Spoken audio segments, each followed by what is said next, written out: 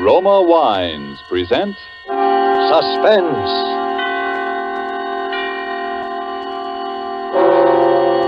Roma Wines, made in California for enjoyment throughout the world. Salud. Your health, senor. Roma Wines toast the world. The wine for your table is Roma Wine, made in California for enjoyment throughout the world. This is the man in black here to introduce this weekly half hour of Suspense. Tonight from Hollywood, we bring you Mr. Orson Welles. Mr. Welles will appear as star of a suspense play called The Marvelous Barastro, from an extraordinary story by the distinguished American author, Ben Hecht. But before we raise the curtain on this evening's tale of suspense, here is a message from your host, the Roma Wine Company of Fresno, California. Distance lends enchantment, says the old proverb, and it seems borne out in such little episodes as these. Let's pretend we're guests at the smart and handsome Pan-American Club, Havana, Cuba. An American visitor is amazed that his Cuban host can picture the marvelous climate and rich, fruitful soil of California without ever having been there. But the Cuban responds, "One sip alone of wonderful Roma wine tells me all that. Only true perfection of climate and soil could produce the perfection of your splendid California wine, Roma wine." Well, that's so. And as Roma wines become available to wine connoisseurs of more and more lands, the chorus of praise grows for the truly superb quality of these good Roma wines. No wonder, then, these wine experts of other lands are so eager to import Roma wines, no matter what the distances from our own California. And no wonder, too, that these taste-delighting Roma wines, with no import duty to pay and without expensive shipping charges added to their cost here, are America's largest-selling wines. With such richly rewarding enjoyment within your reach, why not get acquainted with your favorites among Roma Wine's many different delightful wine types? Remember the name, R-O-M-A, Roma Wines, made in California for enjoyment throughout the world. And now with The Marvelous Barastro, produced and directed by William Spear, and with the performance of Orson Welles, we again hope to keep you in suspense. This is William Spear. 3 weeks ago, I was seated in my office poring over possible future stories with which to hold you in suspense when a stranger appeared, unannounced. I am the Marvelous Barastro. I've come to tell you a story. How did you get in here? I am a magician by trade. I do such things. Perhaps you've heard of me, Barastro. No. I am the greatest magician alive. No, that is not so. I am the second greatest. But soon I will be first. I am leaving tonight for Mexico City. You see me now for the first and last time. You will never see me again. No one will ever see me again. It is the last of Barastro. How's that? I'm going to Mexico City to murder a man. His name is Rico Sansoni. Why are you going to kill him? Because he is the most evil man in the world. I've been waiting 20 years for his name to appear. For as long as he chose to hide, there was no hope. He's too clever, far too clever, even for me. But I knew that his vanity would betray him and that someday I would read again the name Rico Sansoni.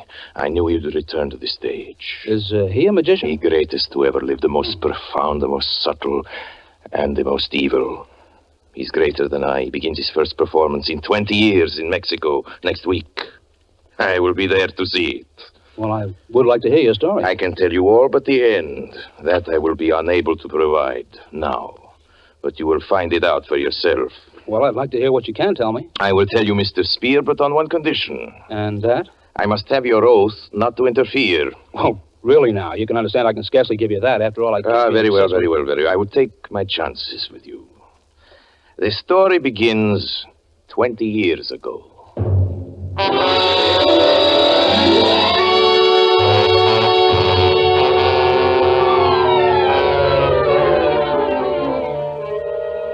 I was a young man. I traveled as a magician with a small carnival through southeastern Europe. One night we came to a village in Malo, Russia. Our cymbals sounded, our torches flickered in the spring wind, and the villagers gathered around our tents and wagons. I had taken my place in the black box outside my tent. There were holes in the box through which I could watch the crowd while the barker made his announcement. Barastro, the marvel of marvels. Barastro, the magician, who speaks with the dead and reads the secrets of life. At this moment, I saw her for the first time. Her young and gentle face surprised me among so many peasants. I said to myself, what a strange girl, what a beautiful child. I kept watching her. I couldn't keep my eyes away from her. At length, an old peasant led her in, holding her by the hand. I saw at once that she was blind. My granddaughter would like you to tell her future. Can you tell my future? Yes. Will it be a happy one, my future? Hold out your hand, and I will tell you. Here. A dark mist passed over me. I felt a sudden chill as I touched her hand. I listened to the voices which foretell the future. Sorrow, sorrow, they breathed. Pain and sorrow. Fly, run. I studied the girl's face, a fear gripping at my heart.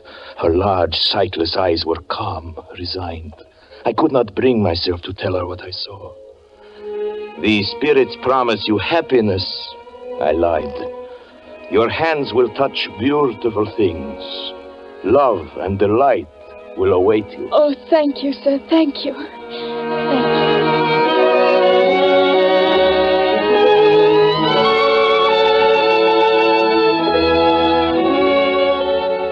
That was the beginning. Her face haunted me that night. I could not sleep. I made inquiries the next morning, and I found her. We walked through the hills. She did not need my hand to guide her. She knew every stone, every turn of the path. She spoke of the trees around us. She had strange names for them. I call that tree Lullaby, because it sings when it sways in the wind. Lullaby? And that one, see? With its branches open towards heaven. I call that one Prayer. How do you know its branches open toward the sky? When I was younger, I climbed it. Anna. Come, I'll race you to the bed of flowers at the turn. Anna! Hurry, I run fast. We walked often through the hills. I knew that she was aware of her destiny. The stars had told me she would not live long, and that agony and terror waited for her on the short journey. Our caravan remained for 2 weeks in the village. At the end of that time, I asked Anna to come with me as my wife. You make me very happy, Shari. I could live only with you. I will love you with all my heart. And you will teach me, Shari. You will teach me to see. To see? Does one need eyes to see as you do? Shari, you will teach me to see beyond the horizons. You will teach me to see as you see. We were married. We rode together in the gilded wagon, and the vows were taken under a clear sky.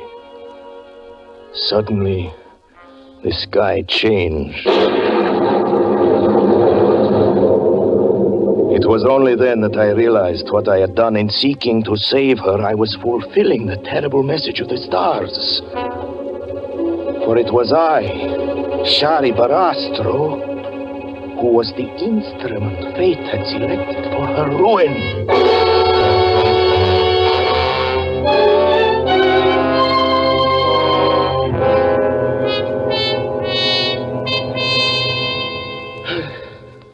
Then it came.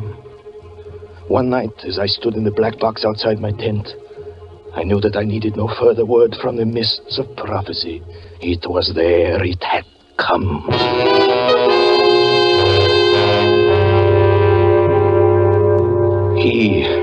He stood among the peasants before our tent, a graceful figure, smiling, leaning on his cane, a man of the world, amusingly out of place in this faraway little village. I looked at him through the holes in my boxes. I turned cold. I watched him, and I felt afraid. He was studying Anna. Never once did he stop looking at her. My temper is quick and fiery. I went up to him as he was watching Anna. How subtle he was, how graceful. I seized his arm and demanded to know what he meant by staring at my wife. He removed my hand as if I were a child. I can tell you there was something terrifying in his strength. I most humbly beg your pardon for this misunderstanding. Let me introduce myself. My name is Rico Sansoni. I'm a student of the occult, traveling about the world in search of knowledge. Inside of me, I feel that girl has remarkable psychic powers. I'd hoped to be able to induce her to join me as my assistant. Soon planning to go on the stage, but now that I know she's your wife, I apologize again for my seeming forwardness. Oh, I suppose there's nothing to do but to accept that apology. And you, madame? Anna, I think it is fair, Anna. Anna? No. I have nothing to say. It was thus Rico Sansoni entered our lives. Little by little during the days that followed, he attached himself to us. We listened, Anna and I, to his tales. He'd been everywhere, seen everything. He brought the world into our gilded wagon. In his presence, I always felt elated and flattered. Thus does a man move in the grip of his destiny. Thus do we dig with our own hands the appointed grave for our happiness. For one night, Anna came to me and took my hands and told me something that made my heart grow black. Shari, Rico Sansoni has made love to Anna. me. I've done nothing wrong. I'm afraid of Rico. I tell you this so you will understand my fear. Do you want to tell me about it now? Yes. Tell me then. Rico came to me this afternoon while I was alone. He took my hand and held it gently in his. I suspected nothing until he asked me if I loved you and how deeply I loved you. Then he asked me if I love you more than happiness or life. I took my hand from him and said, I cannot talk of love to you. Even if my love for my husband, please go. Yes? Oh, Rico. She's told you. Sorry, forgive me. For a moment I grew weak. Let me remain your friend. I brought you both some flowers. I picked them myself. Will you accept them? You won't accept them? Of course we will, my friend. How could I have doubted you? I understand. Come, forget the entire incident. You are kind. Really, you're kind.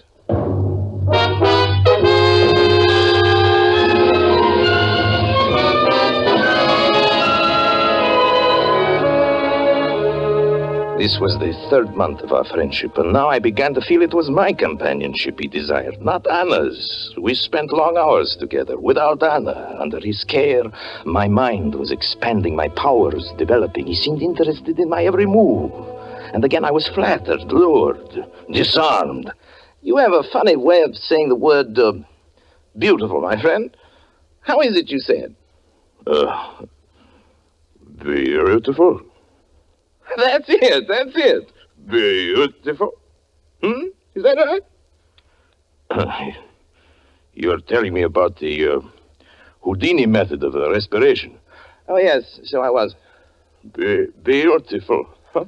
Very good, I think. I like you, Sonny. I like you very much. Amazing, isn't it? Amazing how one can be drawn in by flattery and charm. Then one day I was sitting in my tent.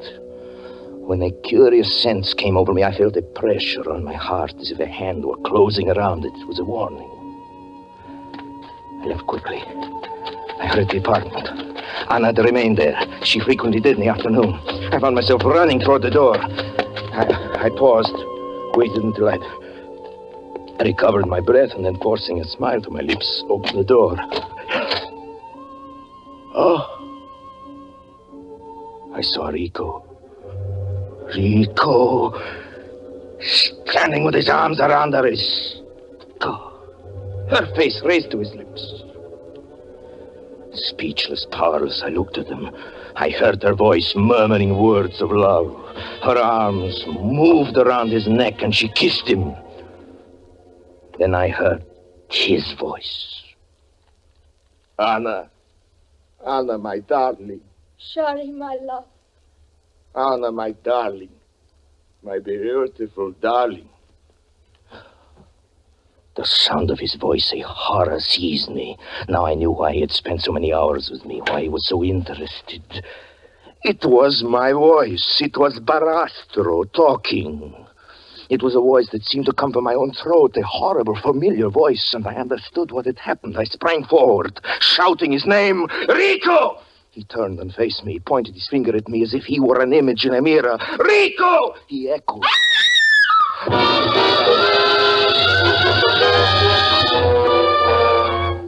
Murder was in my heart.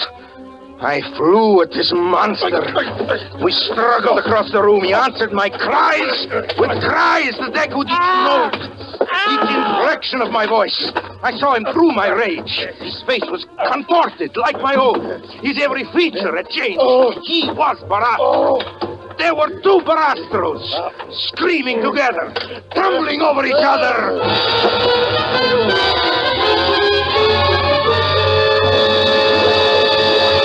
He held me in his hands that were like steel. I could not move or cry out. His hand was on my throat. I lay gasping, crazed. And it was Barastro who was holding me. Then this horrible and familiar figure changed. It became Rico. It was Rico Sansoni who spoke. The breath was leaving my body. I was strangling, dying, yet I could hear him. Barastro, God, you're killing me. Sorry, have mercy. I'm dying. His voice was faint. I felt in this moment the agonies of 100 deaths. For as my eyes grew dark, I saw with horror the thing he had in his mind. He was pretending it was I who was killing him. And thus he would kill me and go to her as Barastro. It would be Rico Sansoni who would be buried. It would be Barastro who remained. For a moment I caught a glimpse of his cold, ruthless eyes burning now over my face as he enacted his false death, groaning, pleading for mercy. And the strength drawn from the soul filled my lungs. I cried out with all my might, Anna! Anna! Knowing that by this she would understand it was I who was dying. And darkness seized me.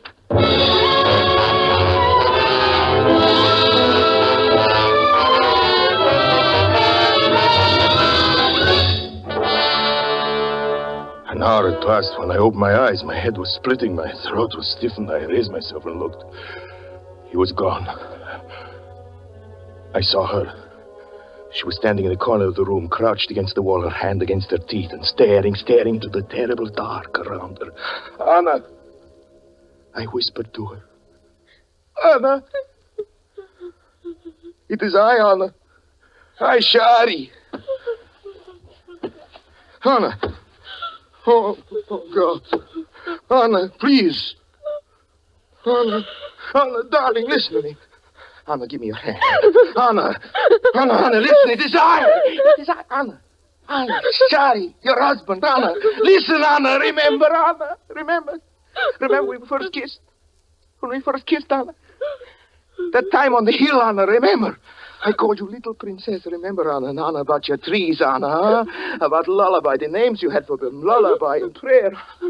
Anna, one with its branches pointing toward heaven, the one we climbed. Anna, please.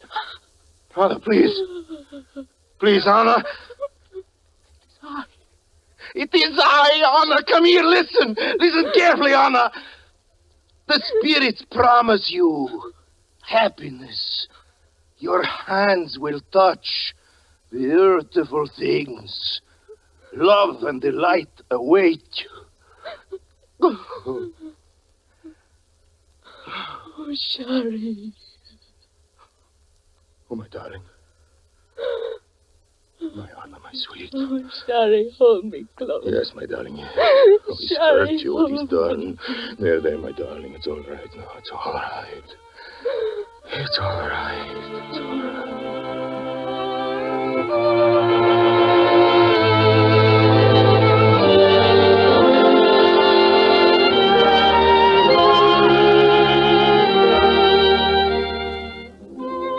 Rico had disappeared. We laid our plans, Anna and I. As soon as she was able to walk, we abandoned the carnival. We were inseparable then. She could not bear to have me away even for a moment. I understood everything in her soul. Yes, even the trembling that would seize her sometimes when I took her in my hand. It was I alone he could not deceive, I alone. To anyone else, he could become Barastro. Even to her, whose senses had learned every breath, every inflection of the man she loved. Even to her, he had been Barastro. The months passed. Our life had become again almost like a honeymoon. Almost, I say, for there were nights when I would awake to find her fingers tracing the contours of my face. Then it was I pretended to be ill and remained at her side. We said nothing, but we knew the shadow in each other's mind. Everything went smoothly, though, until one evening, when I entered the cabaret where I was performing. I felt unusually disturbed. It was winter. I was removing my coat when it came again, as I had known it would. The warning, the hand closing over my heart. I ran from the place and raced home. I entered our cottage by the back door quietly like a thief, and I stood listening. From inside, I could hear a voice. Oh, Charlie, please. Darling, you're ill again. I'll take care of you, darling. I'll make you feel better. Anna, my dear Anna. How I love you. He was back. One doesn't reason. One does not reason in the midst of a nightmare. Yet terror can wake the mind to a clairvoyance, an understanding beyond thought. I stood motionless, silent, listening. The light was turned out. I heard her laugh. Laugh like a child in the dark. And this sound killed me. Yes, one is dead forever when happiness is torn from the heart. I wanted to rush into the room. I wanted to shout, Anna, Anna, don't touch him. He's Rico. But instead, I slipped quickly from the house. I walked in the cold streets. My thoughts returned. I had acted out of one clear impulse.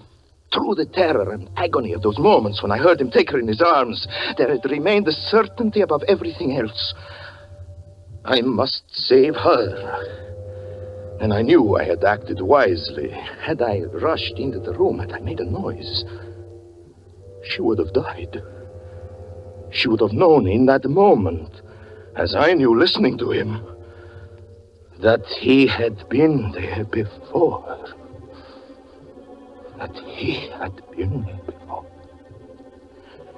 That he had crept through our defenses as our shadow creeps, and we had not known. I thought of them together as I walked, and then I thought again that I had only to rush back to speak her name. Yes, and destroy her. Destroy her. I kept on walking. And as I walked, I began to understand him. Yes, I was dealing with a monster. He would manage to leave her, as he must have done so often before, a few moments before I was due to return from the cabaret. And if I sensed something was wrong, he would rely on my love for her to keep the sense a secret. He knew me well. He understood I would allow my heart to be eaten away with grief, and I would not make a sign lest I destroy her whom I loved more than myself. It was I who must be careful, not he. Yes, he knew me. He gambled on me. I determined to kill him the first moment I saw him. And I began to think of his superhuman strength, that he might kill me, even as he had first intended, and that he would go on living with her as Barastro. She would never know I was dead. She would continue to love me in his arms, to press her kisses upon my murderer. And this was the thought that continued it. The fullest measure of horror. The thought of that moment when she would see him. And not me. You understand the grief? The grief of that night. Yes, it is fortunate I cannot remember it all. I returned home. At the time, Rico wanted me to. I wasn't careful about my coming. I trusted him. Do you understand? I trusted him that out of his evil, he would spare her, as I spared her out of love. I entered the bedroom, opened the door and walked in. She was alone. Anna. Anna, dear. Anna! Anna, it's I! It's I! It's not Rico! It's I! It's I! Anna! Anna!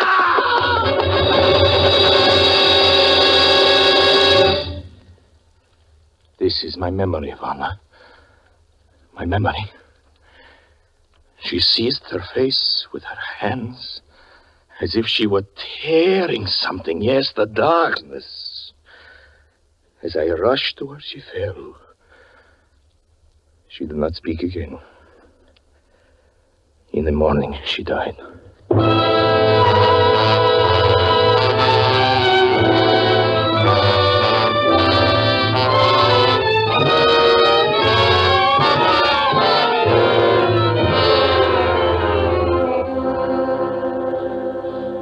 That is the story, as nearly in Barastro's words as I can remember them. When he'd finished, he got up quietly, looked at me a moment, and said, "Thank you for listening to me, Mr. Spear. You understand now my prediction that there will be one less magician alive in the world within a fortnight." Then he turned and left my office. I must admit that the whole thing shook me rather badly. I've spent the whole week wondering if something might happen, something I couldn't predict. This morning, I think perhaps it came, at least while I was reading through the theatrical weekly Variety, and my eye caught a notice, you probably saw it too, of a magician who had been killed in Mexico City. The account said that 2 magicians had been together in an automobile accident. While driving through the rail yard district, their car stalled on a track and had been demolished by an oncoming train. One of the magicians, unidentifiable, had been cut to pieces. The other, miraculously, escaped with his life, although his features were so horribly disfigured that plastic surgery will have to create a new face for him. The survivor identified himself as the Marvelous Barastro.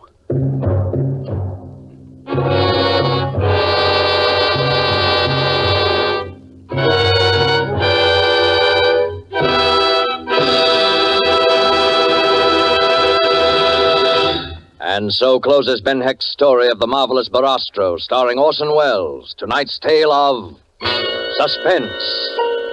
Before Mr. Welles returns to our microphone, a message from the sponsor of Suspense. Why is the making of good wine like a proverb? Because both are based on long experience. For you to enjoy the many different taste-delighting Roma California wines, first there had to be long years of painstaking cultivation of some of the world's finest vineyards. Plus, year upon year of development of the art and skill that go into the making of these fine Roma wines. Your first sip of any of the good-tasting Roma wines will confirm the presence of these needed years of preparation. Will tell you why Roma wines are America's largest-selling wines. Your taste will thrill to the superb quality and the downright satisfaction when you try, say, the tangy, delicious Roma Sherry, or the rich, hearty Roma Burgundy, or the sweeter, heavier Roma Port. You'll be thrilled, too, when you learn such great enjoyment costs so little, mere pennies a glass.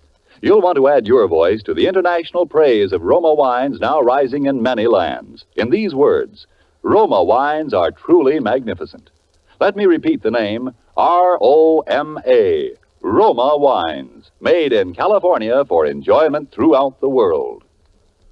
This is Orson Welles. It was a great pleasure, ladies and gentlemen, as it always is, to appear as a purveyor of suspense. And next week, Mr. Spear would like me to tell you that Mr. Ed Gardner, better known to you as Archie, the elite proprietor at Duffy's Tavern, will make his debut as a dramatic actor.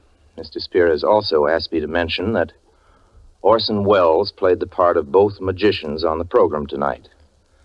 Universal Pictures would like me to mention that Orson Welles plays a magician in a new picture of theirs called Follow the Boys.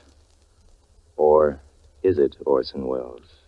Next Thursday, same time, you will hear Ed Gardner, radio's famous Archie, in Suspense. Presented by Roma Wines, made in California for enjoyment throughout the world. This is CBS, the Columbia Broadcasting System.